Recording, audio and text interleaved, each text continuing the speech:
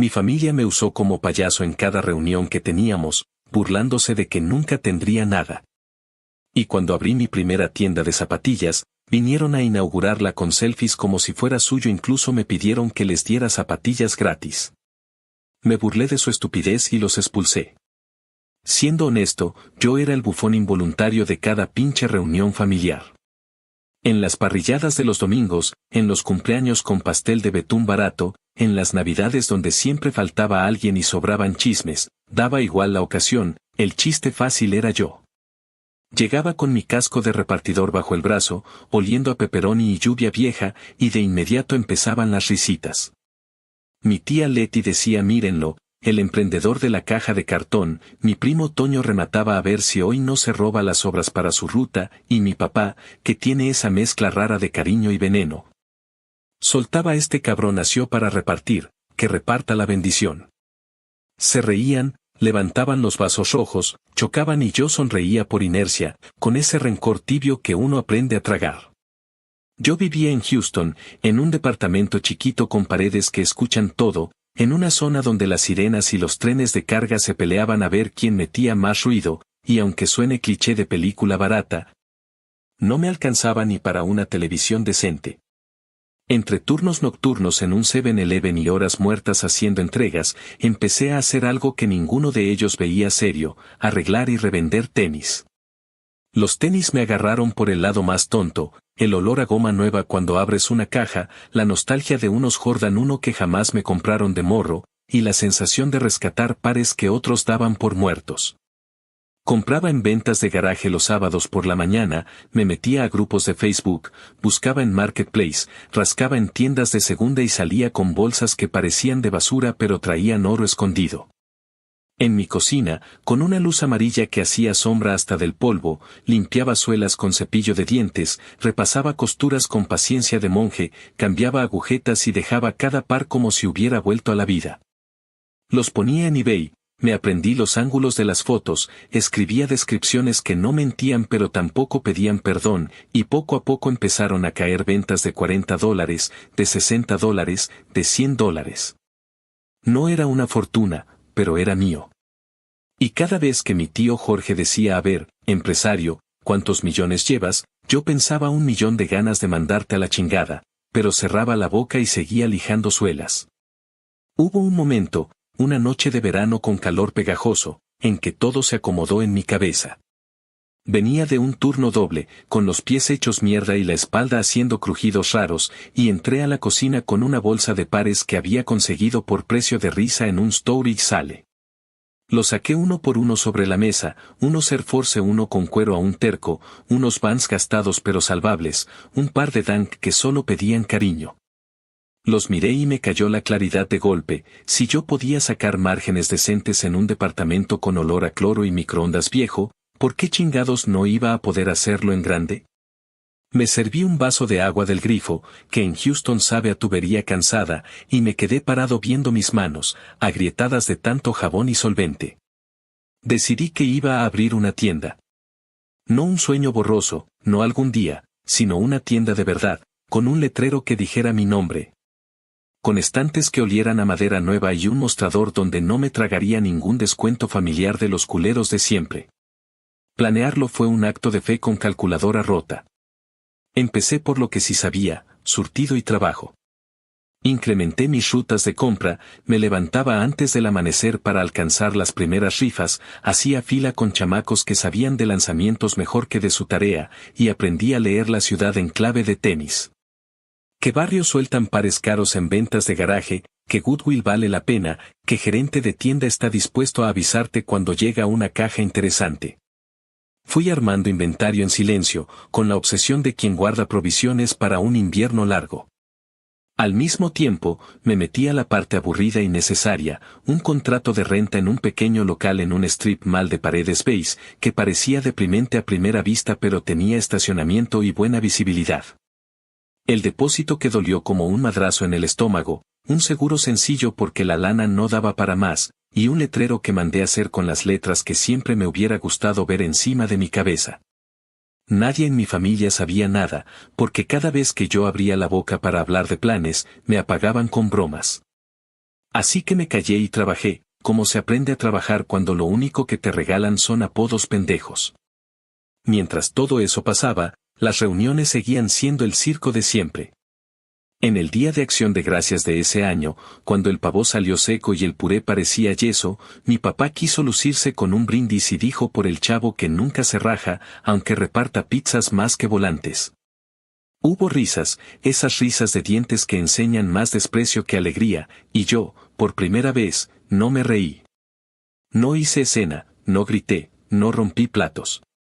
Solo guardé silencio, miré a mi prima Marisol, la única que me aguantaba las quejas a escondidas, y ella me devolvió la mirada con un aguanta, ya casi. Yo sentí ese ya casi en los dedos como corriente eléctrica.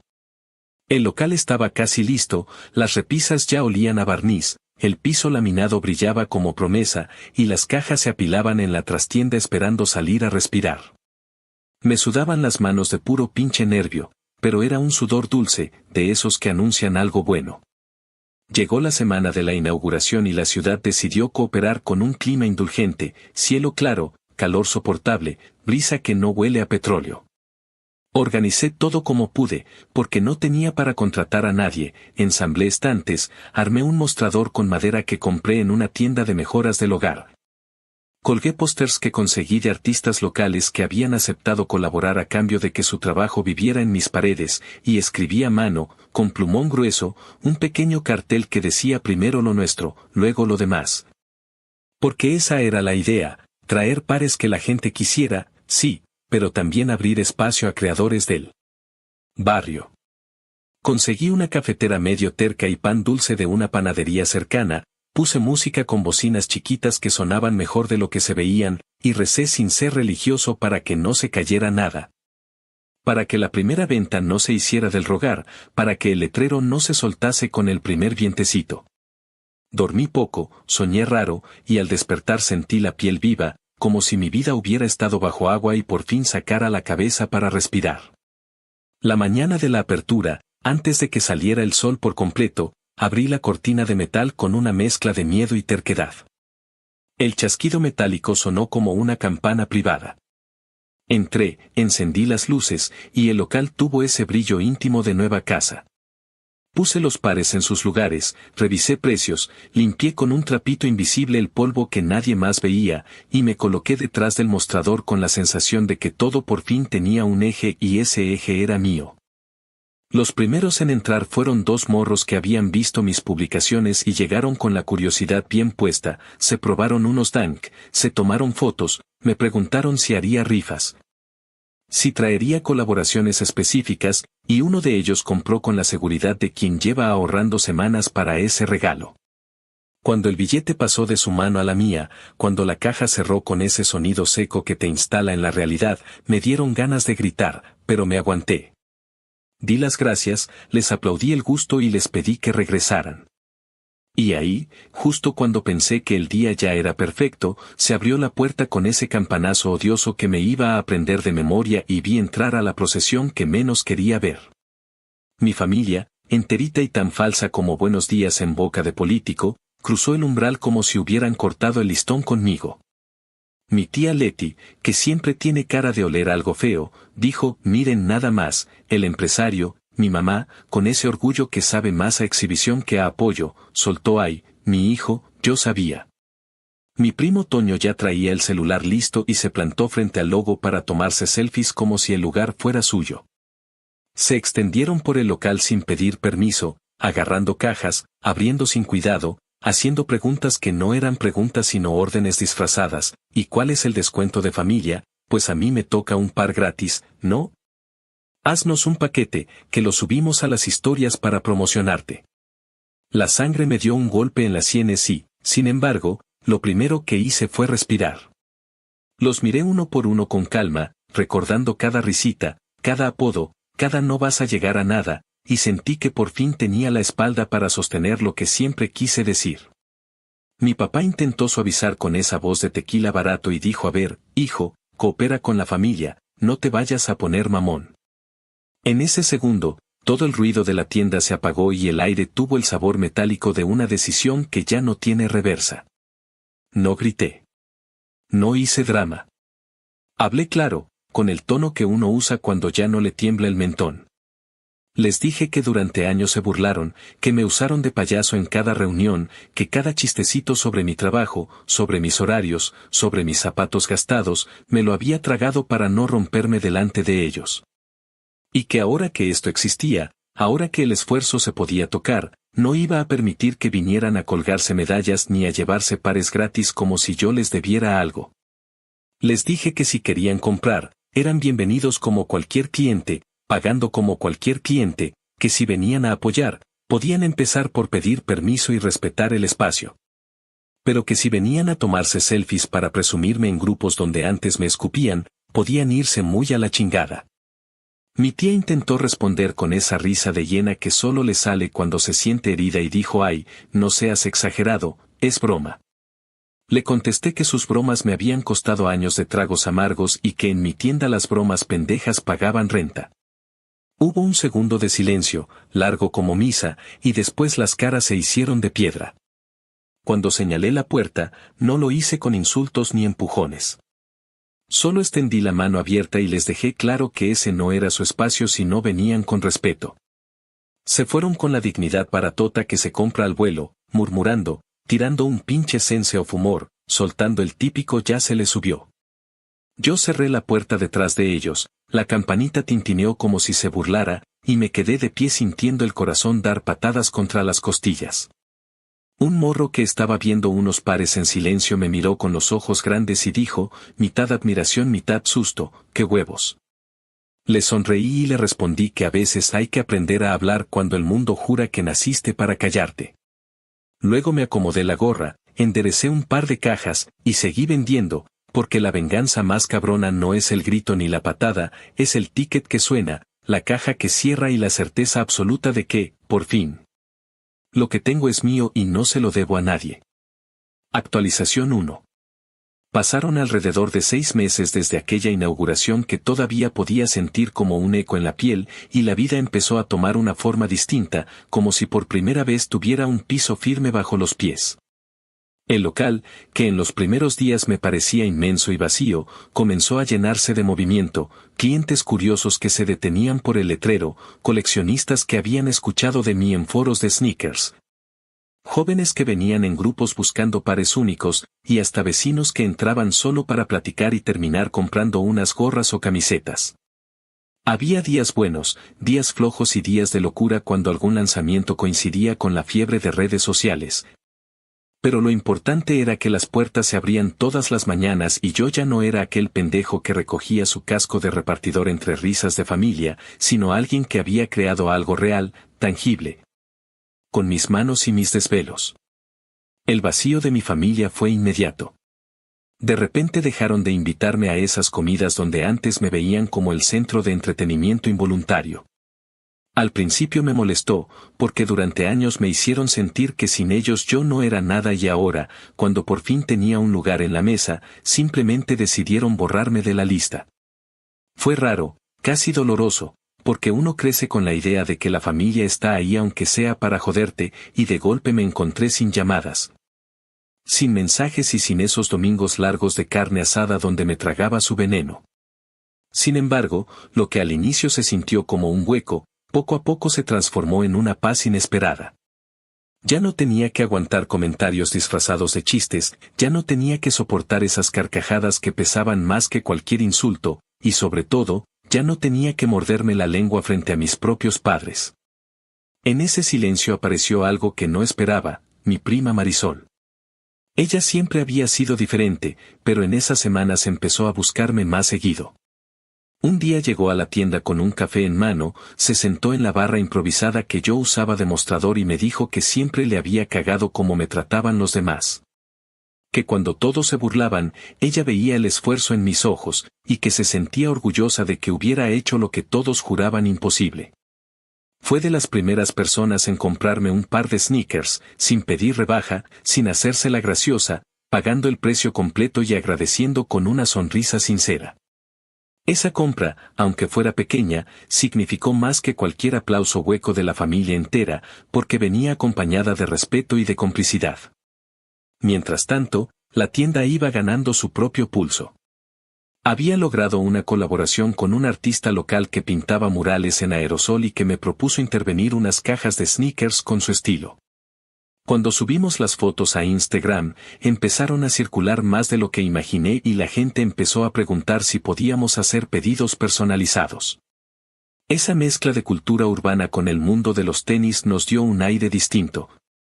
Como si de pronto el local dejara de ser solo un espacio de compra y se convirtiera en un punto de encuentro para gente que valoraba la autenticidad.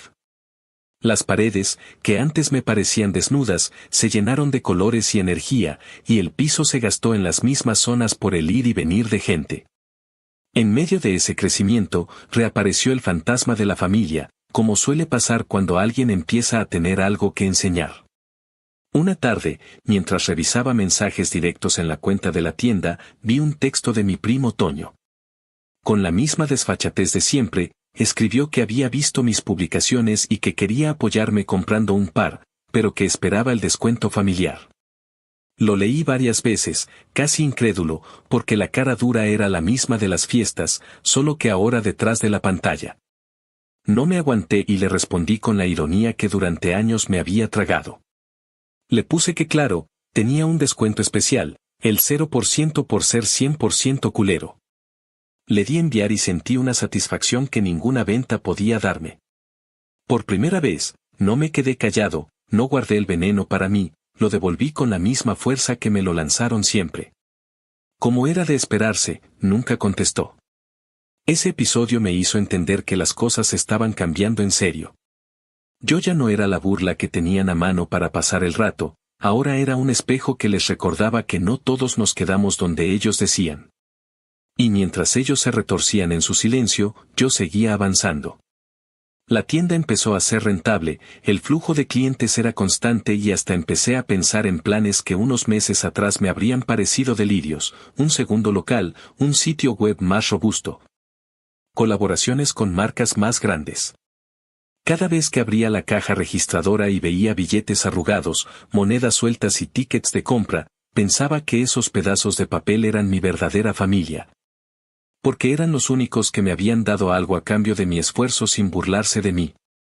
El salto de esos 6 meses no fue solo económico, fue emocional. Aprendí a disfrutar del silencio, de las noches en las que cerraba la cortina metálica de la tienda y me quedaba solo escuchando la vibración de las luces. Aprendí a reconocer la importancia de la gente que realmente se alegra por ti sin esperar nada, como Marisol o los clientes que volvían una y otra vez porque confiaban en mi trabajo. Y sobre todo, aprendí a dejar de necesitar la aprobación de esa familia que por años me usó de payaso. Era la primera vez que me sentía dueño de mi vida, de mi tiempo y de mi futuro, y no pensaba soltarlo por nada ni por nadie. Actualización 2. Un año después de aquella primera mañana en la que subí la cortina con manos temblorosas, la tienda ya tenía un ritmo que podía sentir en los huesos. Como el latido estable de algo que al principio nació con respiración entrecortada y ahora caminaba solo sin pedir permiso. Aprendí a leer la semana como quien lee las líneas de la mano, los lunes eran de inventario y café recalentado, los martes de proveedores que llegaban tarde. Los miércoles de chavos que venían a probarse pares después de la escuela, los jueves de preguntas eternas sobre tallas y drap dates, los viernes de fila desde antes de abrir, los sábados de locura con música alta y risas. Y los domingos de cierre con olor a trapeador y a pan dulce que se quedó a medias. Me acomodé a esa vida con gusto, con cansancio y con ese orgullo terco que te calienta el pecho cuando apagas las luces y te quedas viendo el local medio minuto más, no más para recordar que no existía y ahora es tuyo. Pasé de atender sobrado a atender justo, de tener miedo a quedarme sin pares a tener miedo de no alcanzar a etiquetar tantos, de contestar cada mensaje con ansiedad a seleccionar los que sí valían la pena. En pocas palabras, pasé de sobrevivir a vivir en serio, y eso en esta chingada de país cuesta, pero sabe a gloria. La idea de abrir un segundo local empezó a molestarme la cabeza como esos zumbidos que parecen mosquitos imaginarios. No fue una epifanía brillante ni un sueño profético, fue algo mucho más sencillo y, por eso, más serio, gente que manejaba desde otras partes del área de Houston para comprarme. Mensajes de raza de San Antonio y de Austin preguntando cuándo iba a caer por allá. El mismo repartidor que me dijo un sábado cualquiera que en un centro comercial de un barrio al sur se había quedado vacío un local con buena esquina. Un domingo, después de cerrar, me lancé a manejar sin pensarlo demasiado, con la mente hecha un tiradero de números escritos con letra y miedos con voz. Y me planté frente a ese local que tenía el vidrio marcado por anuncios viejos y un piso feo pero honesto. Caminé el pasillo, conté las luces con la vista, medí con pasos torpes la distancia del mostrador imaginario a la entrada, olí el polvo y supe que ahí cabía la versión 2 de mi terquedad. No soy hombre de muchas plegarias, pero en ese momento le hablé a lo que sea que mande aquí arriba y le dije que si esta madre era para mí, que me dejara sentirlo en los hombros, y lo sentí, pesado pero llevable. Como una mochila llena que sabes que puedes con ella. Negociar la renta fue otra de esas guerras de saliva en las que aprendí a no bajar la mirada. Llegué con mi gorra bien puesta, con mis cuentas en una libreta vieja, con los números escritos en palabras para que a mí mismo no me espantara verlos, y le expliqué al administrador que no traía la chequera de un millonario. Pero sí la constancia de un cabrón que abre todos los días y paga todo en tiempo. Hablamos de depósito, de un mes, de 2 meses, de un seguro necesario, de arreglar el aire que hacía un ruido de metal cansado, de pintar las paredes para que no parecieran hospital triste. Acepté condiciones que dolían, rechacé las que eran una falta de respeto, respiré hondo cuando me pidió un aval que no iba a conseguir en mi familia ni en sueños, y saqué la carta que sí tenía. Le llevé a ver mi primera tienda un sábado cualquiera, para que oliera la fila y viera el dinero corriendo como sangre por las venas de un negocio que no era promesa, era realidad. El vato miró, asintió con esa cara de quien no suelta fácil, y al final firmamos un acuerdo que no me dejaba cómodo, pero me dejaba avanzar, que es lo único que a veces se puede pedir. No pude hacerlo solo, y esa aceptación me costó. Contraté a un morro que había sido cliente fiel desde las primeras semanas, un chavo que se llama Diego, flaco, rápido para el trato, con esa memoria rara para las combinaciones de color y la historia detrás de cada modelo. Lo entrené como a mí me hubiera gustado que me entrenaran alguna vez, con paciencia y con verdades. Le enseñé a detectar una suela que miente, a oler el pegamento viejo, a desconfiar de las cajas perfectas que esconden pares chafas. A no subestimar al señor que entra con chanclas porque a veces trae la cartera más alegre que todos. Le expliqué cómo tratar a los resellers sin perder la sonrisa y sin regalarles la tienda, cómo decir no con decencia, cómo decir sí sin arrastrarnos. Le enseñé a cerrar la caja en voz baja, a contar el efectivo con los ojos más que con los dedos, a priorizar a la gente que llega con respeto y a cortar de tajo a los que llegan con la soberbia por delante. Diego aprendió rápido, quizás porque vio en mí algo que pocos ven en un jefe, esa mezcla de orgullo y miedo que hace que uno no quiera cagarla por nada del mundo. Paréntesis para hablar de la mercancía, que en este juego es como hablar del pan para un panadero. No me volví loco con promesas que no podía cumplir. Seguí con la estrategia que me había salvado desde el inicio, pares que la gente ama y puede pagar, con algunos caprichos caros que brillan en el estante como joyas y hacen que todos se tomen la foto. Fortalecí mis relaciones con gerentes que no se corrompen por una tragadera gratis, cuidé a los artistas locales que intervenían cajas y pares usados hasta hacerlos piezas únicas. Di espacio a marcas pequeñas del barrio que sirven para vestir el lugar de identidad, y cada vez que pude me metí a rifas sin hacer circo, solo para traer 1 o 2 pares que mantuvieran viva la ilusión. No soy santo y tampoco pendejo, entendí que sin un poco de espectáculo la gente no voltea, pero también entendí que el espectáculo sin raíz se muere rápido. Así que mantuve el piso firme y dejé el brinco solo para cuando valía la pena. Con todo ese movimiento, el segundo local se cocinó casi sin que yo me diera cuenta. Pinté paredes con amigos que se pagaron con pizza y cerveza, instalé estantes comprados a plazos con un vendedor que aceptó trato de palabra, colgué pósters que contaban historias de barrios como el mío. Ajusté la iluminación para que cada par se viera con el respeto que merece, y, de nuevo, sostuve con mis 2 manos ese momento íntimo de prender las luces en un lugar que todavía huele a pintura y decir en silencio que ahora también es mío. No invité a mi familia. No por capricho, no por berrinche, no por chiquito. No los invité porque, aunque suene cruel, no eran parte del esfuerzo ni del camino, eran parte del ruido que casi me hace soltar la toalla. Y yo ya no podía permitirme volver a escuchar ese ruido adentro del pecho cuando más necesitaba concentración. Mandé las invitaciones por redes, llamé a clientes fieles, avisé a los artistas y le pedí a Diego que llegara temprano con ganas de comerse el mundo. Fue justo cuando el rumor del segundo local empezó a correr que la familia despertó de su siesta selectiva. Empezaron con sutilizas estúpidas, como la tía que apareció con un mensaje de voz larguísimo diciendo que la sangre llama y que ya era hora de sanar viejas heridas. Cuando las heridas eran mías y los machetazos siempre los dieron ellos. El golpe fuerte vino de mi mamá, una tarde cualquiera, con el sol entrando torcido por la ventana de la trastienda y el olor a caja nueva pegado a la nariz. Contesté su llamada porque a la jefa, aunque me arda, aún le guardo ese lugar que es mitad respeto y mitad costumbre. Lloró sin palabras al principio, con ese llanto que suena a ese perdón que en realidad es mira cómo me hace sentir. Cuando por fin habló, dijo que la familia es familia y que todo eso de las burlas eran bromas, que ya había pasado mucho tiempo. Que me veía tan bien en las fotos que le mandaban y que quería que la llevara a la inauguración para presentarla con mis amigos, para que supieran que mi éxito venía de una buena casa. Yo sentí que me apretaban el cuello con lazo invisible. Le respondí con calma, con ese tono que te da saber que estás en tu espacio, y le dije que nunca fueron bromas, que fueron cuchilladas disfrazadas de risas. Y que yo había armado esta vida con callos en las manos y dientes apretados, no con aplausos ni palmaditas en la espalda.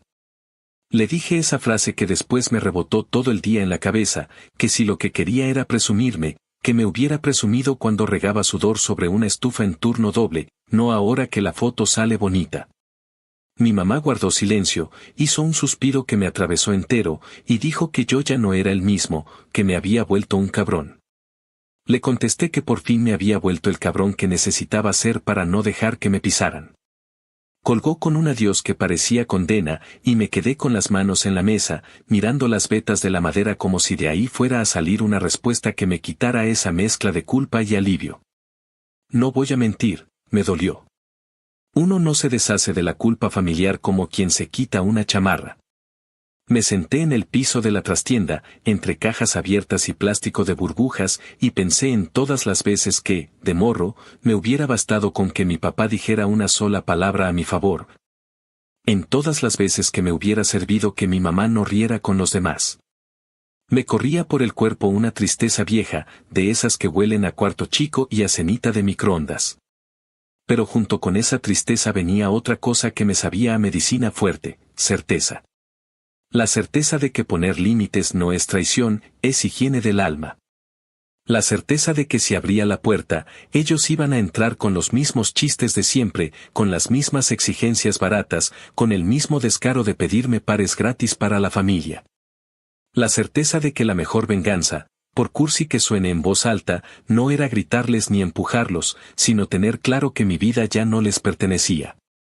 El día de la apertura del segundo local amaneció luminoso, con un cielo que parecía dar permiso. Llegué antes de que amaneciera por completo, con una caja de pan de la panadería de confianza y un termo de café que sabía a nervio. Abrí la cortina con ese chirrido que ya me sabe a música propia, encendí las luces y caminé despacio los pasillos, tocando con la yema de los dedos los bordes de los estantes, acomodando una caja un poco chueca. Enderezando un póster que se había vencido, respirando el aire fresco que aún no se había llenado de gente. Diego llegó con su sonrisa de siempre y un ánimo eléctrico, y se puso a revisar tallas como quien repite un mantra.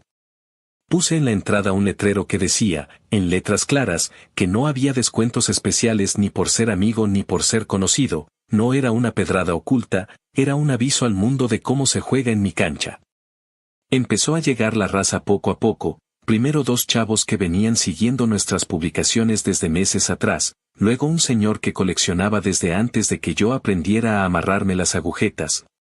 Luego una pareja que dijo que llevaba tiempo esperando algo así en la zona. El primer ticket sonó como campanada y el segundo como confirmación, y entonces llegó el flujo que hace que te olvides de ti mismo y seas pura atención, puro movimiento, puro negocio vivo. A mitad de la mañana vi, a través del vidrio, la sombra de un grupo conocido. Eran 2 tías y un primo, los mismos que en la primera tienda habían entrado como si fueran los dueños del circo. Esta vez no cruzaron la puerta. Se quedaron del otro lado, como turistas frente a una casa que les despierta curiosidad y resentimiento. Levantaron el celular, tomaron fotos con cuidado de no salir ellos, se asomaron como si esperaran encontrar una grieta por donde colarse, y luego se fueron con la velocidad de los que no traen la cara en su lugar. No voy a negar que sentí un puñalito de dolor, porque por más cabrón que uno se ponga, esas son las arterias viejas de las que no se puede escapar del todo. Pero más fuerte que el puñal fue la paz. La paz de saber que yo había escrito este capítulo a mi modo, que no hay selfie que robe el esfuerzo ajeno, que no hay historia falsa que tumbe la verdad del trabajo diario. Esa noche, ya con el local medio vacío y la garganta reseca de tanto hablar, me senté en el mostrador. Me serví un vaso de agua que sabía a recompensa y pensé en lo que había pasado durante ese año que separaba una tienda de dos. Me vi de repartidor otra vez, con la chamarra oliendo a queso y la moto rugiendo como lata vieja, y pensé que quizá me hacía falta haber pasado por eso para no olvidar quién soy ahora. Me prometí no volver a dudar cuando mi instinto diga que algo o alguien me hace daño, por más que traiga mi apellido tatuado en el ADN. Me prometí seguir cuidando el barrio, seguir dándole espacio a los artistas que merecen pared, seguir tratándole con respeto a la gente que paga con billetes doblados y no con favores disfrazados. Me prometí, en resumen, no perderme entre el ruido. Regresé a casa con la sensación de que el mundo no se había hecho más fácil, pero sí más mío. En la mesa, junto a las llaves, estaba el celular con una única notificación de Marisol diciendo que había pasado por el local, que no quiso entrar para no incomodarme si la familia andaba rondando. Y que estaba orgullosa de mí, así, con esas palabras pelonas y rotundas. Le contesté que ese orgullo si lo dejaba entrar hasta la cocina, que esas palabras no pesaban, que al contrario, me daban fuerza. Apagué la luz, me metí a la cama con ese cansancio dulce que te acomoda la espalda, y antes de dormirme supe que el siguiente paso no era desquitarme gritando a los cuatro vientos, sino sostener el nivel, crecer con cabeza. Blindar mi paz. La venganza más dura, pensé mientras el sueño me cerraba los párpados, era esta, existir a toda madre sin pedir permiso, dejar que los que se reían ahora se traguen su eco en silencio. Y convertir mi historia en una cadena de días bien hechos donde mi apellido no vuelva a ser chiste, sino firma. Actualización 3. 18 meses después de aquel segundo local, cuando ya había aprendido a dividir mi tiempo entre viajes de inventario, reuniones con proveedores y las inevitables madrugadas revisando cuentas hasta que los ojos me ardían. Recibí una invitación que al principio me pareció casi absurda. Era para la fiesta de los 70 años de mi abuelo, organizada por los mismos tíos que siempre habían hecho de cada reunión un circo con mi nombre en el cartel de payaso. La invitación no venía directamente para mí, claro, porque en ese tiempo todavía reinaba el silencio pesado entre nosotros, sino a través de Marisol, mi prima. Que con ese tono que siempre usa para convencerme de hacer cosas que no quiero me dijo que sería importante que fuera, que al final era mi abuelo, que los años pasan y que no todo se trata de venganzas ni cuentas pendientes. Yo escuché con la paciencia que ella se merece, me quedé mudo unos segundos y terminé aceptando, no porque sintiera que ellos merecían mi presencia, sino porque dentro de mí quedaba esa parte pequeña que todavía reconocía la figura de un abuelo que nunca me trató mal, pero que tampoco hizo nada para detener las burlas. El día de la fiesta amaneció raro. Tenía en la cabeza esa tensión que uno siente cuando sabe que va a entrar a terreno hostil, como si me alistara para una pelea sin golpes pero con miradas. Decidí que si iba a presentarme, lo haría de una forma que les dejara claro que ya no era el mismo que entraba callado y se sentaba en la esquina. Saqué del closet un outfit que costaba más que toda la vajilla de mi tía, unos sneakers de colección que había conseguido en un intercambio sangriento de pares y dinero, una chaqueta de cuero que olía a nuevo y a poder. Y unos jeans que parecían sencillos pero que eran de una marca que mis primos solo conocían por YouTube. Manejar hasta la casa de mis tíos fue como atravesar un túnel de recuerdos, cada esquina, cada gasolinera, cada restaurante barato me recordaba las veces que pasé por ahí en moto. Con los bolsillos llenos de tickets de pizza y los ojos cansados. Pero ahora era diferente, ahora iba en una camioneta nueva, comprada a crédito sí, pero mía, con asientos que todavía olían a fábrica y un motor que rugía con seguridad. Cuando estacioné frente a la casa, ya había carros en doble fila, música en volumen incómodo y voces que se escapaban desde el patio trasero. Crucé la entrada con paso firme, y lo primero que sentí fue el golpe de decenas de ojos volteando al mismo tiempo. Esa pausa breve, ese segundo en el que el aire parece espesarse, fue suficiente para confirmar que mi sola presencia había removido algo. Saludé sin entusiasmo, con esa cortesía mínima que se reserva para los desconocidos, porque para mí ellos ya no eran familia, eran simplemente gente con la que comparto sangre y nada más. Avancé hacia el patio y me encontré con el abuelo, sentado en una silla más grande que las demás, con un sombrero viejo que parecía sostenerlo en pie. Lo abracé, le dije que me alegraba verlo llegar hasta esa edad y que esperaba que siguiera fuerte. Él sonrió con esa boca sin muchos dientes y me apretó el brazo, como si quisiera decir algo más pero se conformara con ese gesto. Fue el único momento genuino de la tarde. Después de ese saludo, el circo comenzó. Un primo que nunca perdió la costumbre de querer lucirse dijo, con voz alta para que todos escucharan, que era increíble verme ahí. Que nunca imaginó que el repartidor estrella de la familia llegaría en camioneta y con pinta de rapero de éxito. La gente se rió, algunos por costumbre, otros por incomodidad, y yo sonreí, pero no con la sonrisa forzada de antes, sino con la calma de quien sabe que tiene las cartas ganadas. Le respondí con suavidad, casi con cariño falso, que al menos yo cambié de trabajo, mientras él seguía cambiando de excusas para explicar por qué a sus 30 y tantos todavía vivía en la casa de su madre. El silencio que siguió fue espeso, incómodo, y sentí que hasta la música bajó por un segundo. A partir de ahí, el ambiente se dividió en dos. Los que me miraban con respeto nuevo, aunque falso, porque ahora había algo que podían presumir frente a los demás. Y los que no podían esconder el resentimiento de ver que aquel al que usaron de chiste estaba ahora en un lugar que ellos nunca imaginaron. Me senté en una mesa lejana, Marisol a mi lado, sirviéndome un trago y murmurando que no me enganchara demasiado. Pero la verdad es que no hacía falta que me enganchara, porque el simple hecho de estar ahí, tranquilo, sin pedir disculpas ni favores, ya era una forma de revancha. Durante la cena, entre platos de arroz y carne seca, se acercó una de mis tías, la misma que en las reuniones pasadas había liderado los ataques disfrazados de bromas. Me dijo con voz melosa que todos estábamos felices de mi éxito, que sabían que siempre fui un luchador, y que al final los logros de uno son logros de todos porque la familia es familia. Esa frase me cayó como un trago de vinagre. La miré a los ojos, respiré despacio y le respondí que no, que mis logros eran míos, que mi sudor nunca salió de su frente, que mis desvelos nunca los pasó ella. Y que la única familia que había estado conmigo en los momentos duros eran las paredes de mi departamento y las cajas de tenis que limpiaba de madrugada. Ella intentó reírse, como si pudiera diluir la tensión con un gesto de superioridad, pero la risa le salió rota, nerviosa, y se alejó con las mejillas rojas. Al final de la noche, mientras la gente bailaba y los tragos corrían, yo me quedé mirando a todos con una mezcla de tristeza y satisfacción. Era triste ver cómo habían cambiado su forma de mirarme solo porque ahora tenía algo que mostrar, como si la dignidad dependiera de los zapatos que usas o del carro en el que llegas. Pero también había satisfacción, porque por primera vez no era yo el que agachaba la cabeza, sino ellos los que bajaban la mirada cuando les respondía. Me fui temprano, antes de que la música terminara, con Marisol despidiéndose rápido para no dejarme solo. Conduje de vuelta a casa con la sensación de haber cerrado un capítulo. No porque me reconciliara con ellos, sino porque me había probado a mí mismo que ya no me podían tocar, que sus burlas eran ecos lejanos y que mi voz, cuando decidía usarla, pesaba más que todas sus carcajadas juntas. Aquella noche me costó dormir, no por ansiedad, sino por la fuerza de lo que acababa de vivir.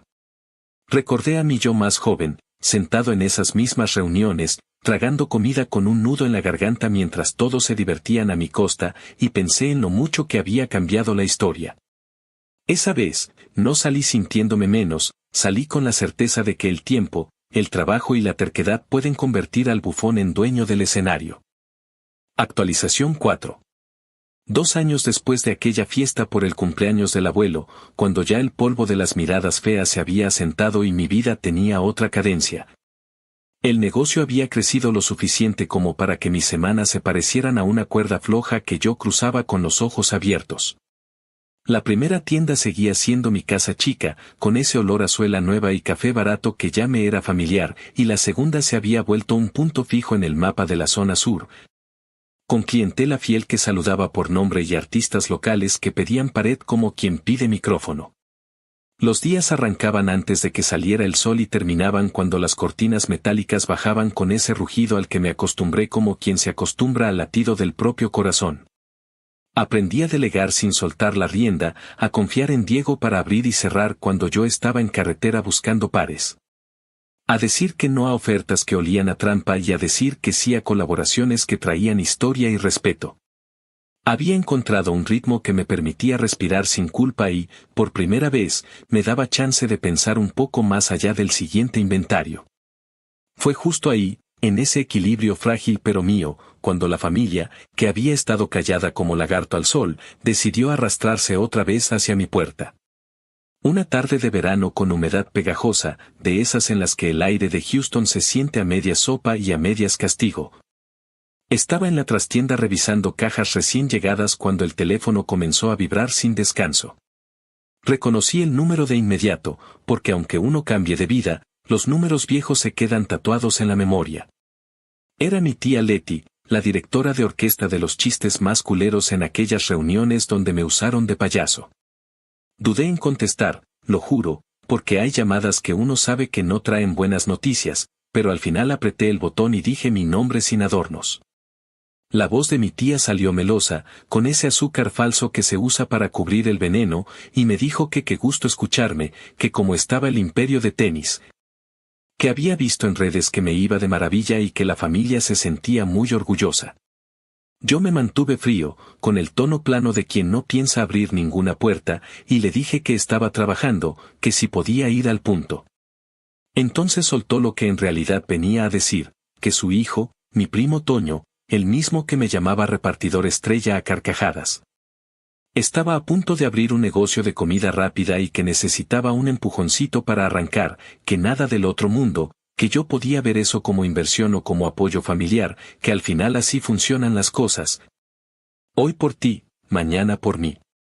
Sentí la sangre subir a la cabeza como si hubiera metido la cara en agua caliente. Respiré hondo, miré la mesa de trabajo con sus manchas de pegamento, vi mis manos marcadas por el oficio, y pensé en todas las veces que me tragué su risa para no armar un desmadre en medio del patio. Le pregunté con voz calmada cuánto era ese empujoncito y me dijo, muy suelta, que solo necesitaban cubrir unas cositas, el primer mes de renta del local, unas freidoras usadas, el letreo del negocio, tal vez uniformes. Que si yo podía aportar ese primer empujón como familia, Toño prometía pagarme con la primera ganancia. Me soltó una cifra en palabras que sonaba a broma pesada y me remató con esa frase que a mí me prende la mecha más que cualquier insulto, al final la familia es para eso. Me recargué en la mesa, cerré los ojos un segundo y dejé que la furia pasara como ola para que no me revolcara. Cuando hablé, lo hice sin gritar, con esa claridad que solo te da haber cargado tus propias cajas. Le dije que durante años me usaron de comodín para su diversión, que me lanzaron apodos como piedritas mientras yo trabajaba de noche. Que cuando vendía pares desde la cocina nadie asomó la nariz para ofrecerme medio vaso de agua, que cuando abrí la primera tienda llegaron a tomarse fotos como si el éxito fuera herencia y no sudor. Y que ahora que ya entendieron que esto no era suerte sino trabajo, no iba a poner un centavo en un negocio de un cabrón que no sabe ni cerrar su propia boca. Le dije que si Toño quería emprender, que empezara como todos, fregando, ahorrando, tragándose su orgullo y respetando al que ya se partió la madre. Le dije, palabra por palabra, que la familia que me escupió ahora no venía a cobrar dividendos, y rematé con una frase que me salió sola, directa como piedra, que se chingaran. Silencio. Del otro lado de la línea hubo un silencio espeso, de esos que uno casi puede masticar. Mi tía dejó caer la máscara en un segundo y su voz se volvió hielo. Dijo que yo me había vuelto un mamón, que el dinero me había cambiado, que ella solo estaba tratando de unir a la familia a través del trabajo, que me costaba poner una parte si a mí me sobraba. Ahí me reí, porque si hay algo que no me sobra es dinero para regalar, y le expliqué, despacio, que cada par que entra a mis estantes tiene detrás horas en carretera, negociaciones con gente dura, madrugadas contando inventario, cuentas que no se pagan solas y una fila de responsabilidades que ella ni se imagina porque nunca le ha tocado sostener nada más que su lengua. Me tiró una última jugada, una mezcla de chantaje y nostalgia podrida, diciendo que mi madre estaba triste, que hablaría con ella, que quizás si yo escuchara a mi mamá se me ablandaría el corazón. Me calenté y le contesté que no volviera a poner a mi mamá como escudo para asuntos que eran de Toño y su incapacidad de dejar de ser un mantenido con discurso. Le colgué con la mano temblando, apoyé la frente en el antebrazo y me quedé quieto, oyendo el zumbido del refrigerador y el ruido lejano de la música que llegaba del local. No voy a fingir que colgar y mandar a la chingada a mi tía me dejó ligero como pluma. La rabia se me mezcló con culpa vieja, esa culpa pegajosa que traemos de fábrica los que crecimos creyendo que la familia es una cruz que se aguanta sin chistar. Salí de la trastienda, caminé por el pasillo entre estantes como quien camina la cubierta de un barco en medio de oleaje, y me encontré con Diego acomodando unas cajas. Me vio la cara, dejó lo que hacía y me dijo que si estaba todo bien. Le conté en pocas palabras, sin entrar en detalles, y él, con esa sabiduría que a veces sale de lugares inesperados, me dijo que los límites se ponen una vez o no sirven para nada. Que si yo les abría 1 milímetro la puerta, iban a venir por la tienda entera. Me hizo reír sin querer cuando añadió que si mi primo quería vender hamburguesas, que empezara con una parrilla en el patio y que si le salían bien, luego hablamos. Le di un manotazo amistoso en el hombro y sentí que el aire volvía. Como si el universo disfrutara la ironía, esa misma semana recibí un mensaje de mi mamá, largo, lleno de puntos suspensivos y palabras blandas. Me decía que mi tía le había contado una versión de nuestra llamada y que ella no entendía por qué me negaba a apoyar a la sangre. Me pedía que pensara en lo bonito que sería ver a los primos trabajar juntos, que si yo aportaba ese primer empujón Toño me lo iba a agradecer siempre, que yo ya no debía tener esos rencores, que lo que pasó pasó. Me dolió leerla, porque detrás de su súplica había una mezcla de ignorancia y comodidad. Me tomé mi tiempo para responder, no por miedo a lo que iba a decir, sino por respeto a mí mismo, para no soltarle el coraje en bruto. Le escribí con calma que la sangre sirve para vivir, no para hipotecar la dignidad, que el apoyo se pide con respeto y se paga con trabajo. Que la familia que me necesitó de payaso no puede exigirme ahora que me ponga de patrocinador, que mis cuentas no son de nadie más, y que si algún día Toño quería hablar conmigo como hombre, sin sarcasmos, sin exigencias, con un plan real y con compromiso, yo lo escucharía, pero no pondría ni $1 en un negocio construido sobre la desfachatez. Le dije, con dolor pero con firmeza, que si eso la hacía sentir que yo era un cabrón, prefería serlo a volver a ser el pendejo de antes. Me dejó en visto el resto del día y, por la noche, me mandó un mensaje cortito diciendo que me cuidara. No era perdón ni cercanía, era una tregua cansada. Cosas raras pasan cuando uno se mantiene firme. A los pocos días, un vecino del primer local me contó, entre chisme y consejo, que había visto a mi primo pegando volantes en una plaza cercana, ofreciendo un concepto nuevo de hamburguesas que sonaba igual a cualquier puesto de patio trasero. Me reí por dentro sin malicia, solo con esa sensación triste de que a veces confunden emprender con imprimir papelitos y pedir dinero ajeno. No lo busqué ni lo molesté. Seguí con lo mío, que era lo que me salvó desde el principio. Cerramos una colaboración bonita con un fotógrafo que retrata barrios y su gente, hicimos una pequeña expo en la pared del segundo local y la tarde de la inauguración fue un desfile de risas, historias y compras que se sentían como abrazo. Ver a chamacos con los ojos brillantes frente a una foto donde sale un señor vendiendo raspas en una esquina que todos conocemos, y que luego se probaban unos tenis con la misma ilusión, me recordó por qué carajos hago esto. No es por restregarle a nadie que ahora tengo camioneta o reloj, es por ese momento en el que la gente siente que el lugar es suyo, porque se reconoce en él. La tía, como era de esperarse, no se quedó quieta. Un sábado, en pleno calor, se apareció en la tienda con esa cara de quien entra a su sala. No llegó con saludo sincero ni con compra lista, llegó con discurso. Dijo que venía en paz, que había pasado a ver si podíamos hablar, que Toño estaba muy desilusionado porque yo no entendía el valor de la familia. Le pedí con cortesía de hielo que habláramos en la trastienda para no hacer espectáculo. Entramos, cerré la puerta y me planté frente a ella. Me soltó un rosario de frases que ya me sabía, que yo había cambiado, que ahora me creía mejor que todos, que mi éxito tenía sentido solo si lo compartía. Que mi abuelo estaría triste si supiera que yo le negaba la mano a mi primo. Cuando se le acabó la saliva, le respondí con pocas frases pero con todo el peso de los años tragados. Le dije que el éxito compartido es el que se gana juntos, no el que se arranca a mordidas al que ya se partió la madre, que yo no me creo mejor que nadie, solo me creo dueño de lo mío. Que mi abuelo me vio callarme demasiadas veces y que quizá lo que le daría gusto ahora es escucharme decir basta. Le aclaré que si venían a comprar, felices, que si venían a pedir fiado, ni madres, y que si venían a exigir descuento familiar, podían ahorrar como cualquier cristiano. Se lo dije mirándola a los ojos, sin parpadear, y cuando vio que no había fisura, se levantó con dignidad de cartón, tiró un luego no te quejes de estar solo y salió con el mismo paso con el que había entrado. La campanita de la puerta sonó y la tienda respiró de nuevo. Esa noche, ya cansado, con el olor a piso trapeado pegado a la nariz, pensé en la frase que me había aventado al final, eso de la soledad.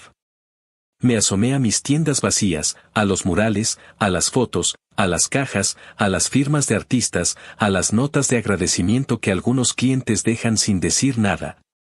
Y entendí que la soledad de la que me querían asustar no existe. No estoy solo. Estoy con mi trabajo, con la gente que compra sin pedir rebajas como derecho, con los morros que preguntan de historia de tenis como si preguntaran por su propio árbol genealógico. Con Marisol que siempre llega con café y chisme noble, con Diego que ya se volvió brazo derecho.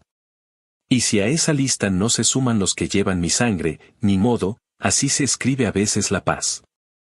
Al día siguiente, temprano, abrí la tienda con ese gusto de seguir. Un cliente que viene desde hace mucho me preguntó, sin saber nada de mis pleitos, cómo le hacía para no perder la calma con la gente que llega pidiendo cosas absurdas.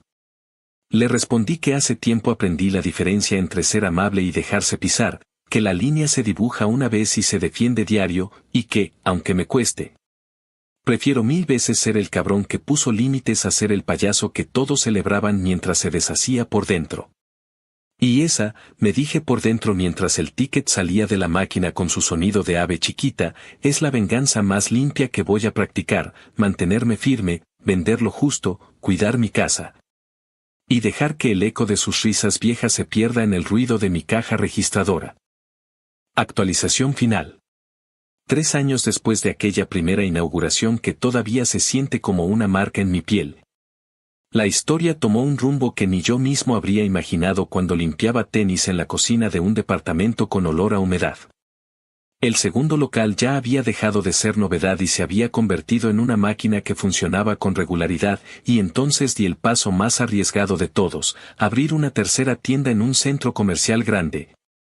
De esos que tienen estacionamiento infinito, aire acondicionado helado y pasillos donde la gente camina sin comprar nada, solo para distraerse de la rutina. Fue un salto enorme, no solo por el dinero que representaba, sino por la exposición. Una cosa es tener un espacio en una plaza de barrio, donde la clientela es fiel y te conocen por nombre, y otra muy distinta es instalarte en un lugar donde la competencia te rodea. Donde cada esquina tiene un letrero luminoso y donde el alquiler suena a amenaza cada vez que firmas el contrato. Pero la vida me había enseñado que los pasos grandes solo se sostienen si uno los da con miedo incluido, así que acepté el reto con la misma terquedad que me empujó a abrir la primera tienda. El proceso fue un desgaste brutal. Reuniones interminables con la administración del centro comercial, trámites que parecían diseñados para hacerte sentir diminuto. Presupuestos que tuve que revisar hasta el último centavo y noches en las que apenas dormí porque el miedo me hablaba al oído. Contraté a 2 empleados más, jóvenes con energía que necesitaban guía y que encontraban en mí a alguien que se negaba a repetir las humillaciones que yo viví en mis trabajos anteriores. Les enseñé con paciencia, Los llevé a los otros locales para que vieran cómo se respira en un lugar donde el respeto no es opcional. Y los puse a prueba en días de alta demanda hasta que entendieron que la rapidez no sirve de nada si no va acompañada de honestidad. El local nuevo se transformó poco a poco, los muros blancos recibieron murales hechos por artistas que ya eran casi familia, los estantes brillaban con pares que me costó conseguir. Y la iluminación fue ajustada una y otra vez hasta que cada sneaker parecía una pieza de museo. Cuando por fin prendí las luces por primera vez, con el eco de mis pasos rebotando en el piso brillante, supe que había dado un paso que me alejaba para siempre de aquel chiste de familia en el que me habían encasillado. La inauguración fue una mezcla de caos y triunfo. Desde temprano se formaron filas de clientes, algunos curiosos, otros coleccionistas, y también los que solo querían presumir que habían estado ahí el primer día. Llevamos música en vivo de un grupo local, ofrecimos café y pan para los que aguantaron la espera, y las ventas comenzaron a sonar desde la primera hora como un tambor que marcaba el ritmo de un día inolvidable. Vi a jóvenes tomándose fotos frente a los murales, a niños pidiéndole a sus padres que les compraran pares que costaban más de lo que los adultos querían admitir. A coleccionistas revisando con ojos brillantes cada detalle de los modelos exclusivos que logré conseguir. Todo eso me hizo sentir que cada sacrificio, cada desvelo, cada humillación tragada en silencio había valido la pena. Pero no podía faltar la sombra de siempre. Durante las primeras semanas, mientras la gente hacía fila para entrar, empecé a notar rostros familiares en medio del gentío. Eran mis tíos, mis primos y hasta mi madre, caminando por el centro comercial como si de casualidad hubieran pasado por ahí. Algunos se detenían frente al local, miraban de lejos, fingían curiosidad inocente y luego se alejaban sin atreverse a entrar. Otros, más descarados, se asomaban por la puerta con sonrisas ensayadas, pero cuando veían mi mirada firme, se daban media vuelta y se perdían entre las tiendas. Nunca se acercaron a comprar, nunca tuvieron el valor de pedirme nada de frente, pero su sola presencia era un recordatorio de que la sangre no siempre significa apoyo, a veces solo es un lazo que aprieta sin razón. Yo los veía y no sentía odio, sentía lástima. Lástima porque ahora que había algo sólido, algo que cualquiera podía ver y tocar, ellos seguían en la misma rutina de fiestas mediocres, selfies sin sentido y chismes de patio. Un día incluso me crucé con mi madre dentro del centro comercial. Ella llevaba bolsas de compras y venía acompañada de una amiga. Cuando me vio, se quedó quieta unos segundos, con esa expresión que mezcla orgullo y vergüenza. Caminó hacia mí, me saludó con un abrazo breve y me dijo que el lugar estaba hermoso, que yo siempre había sido un muchacho con talento y que aunque ella nunca lo dijo, siempre supo que lograría algo grande. Escuché sus palabras con una calma que años atrás no habría tenido. No discutí, no le recordé las veces que se rió con los demás, no le eché en cara que me dejó solo en mis peores días. Solo asentí y le respondí que esperaba que estuviera bien, que yo seguía trabajando como siempre, que lo mío no era un milagro, era disciplina. Ella sonrió con tristeza y se fue sin insistir más. Esa fue la última vez que la vi de frente. Lo más curioso de todo es que, a medida que ellos se alejaban de mi vida, más se acercaba gente que de verdad valía la pena. Clientes que se volvieron amigos, artistas que encontraban en mis muros un espacio donde mostrar su voz, jóvenes que me buscaban para pedirme consejo porque querían empezar algo propio. Recibí mensajes de desconocidos que me decían que mi historia los inspiraba, que si yo había salido de repartir pizzas y de ser la burla de mi familia, ellos también podían apostar por sus ideas. Esos mensajes me daban una fuerza que ninguna reconciliación hipócrita habría podido darme. Me confirmaban que la mejor venganza no era gritarles en la cara a los que me despreciaron, sino construir un camino tan sólido que su burla quedara enterrada bajo el peso de mi trabajo. Ahora, cada mañana cuando camino por el pasillo del centro comercial y veo mi logo iluminado en letras grandes, siento que todo tuvo sentido. No porque haya demostrado nada a mi familia, sino porque me lo demostré a mí mismo. Ellos siguen en su mundo de risas falsas y selfies en reuniones vacías, pero yo tengo lo mío, tengo mis tiendas, mi gente, mi historia. Y aunque sé que nunca dejarán de existir esos lazos de sangre que se tensan en la memoria, ya no pesan, porque aprendí que la verdadera familia no siempre se encuentra en los apellidos. sino en los que se quedan contigo cuando lo único que tienes para ofrecer es esfuerzo. La venganza, al final, no fue echarlos de mi tienda ni responderles con insultos. La venganza fue convertirme en todo lo que ellos juraron que nunca sería. La venganza fue sostener mi nombre con dignidad, abrir espacios donde antes solo había burlas y levantar un negocio que ya nadie puede ignorar. La venganza fue demostrar que el silencio con el que me tragué sus carcajadas ahora se transformó en el ruido constante de cajas registradoras. De clientes contentos y de puertas que se abren todos los días para dejar entrar un futuro que me pertenece solo a mí.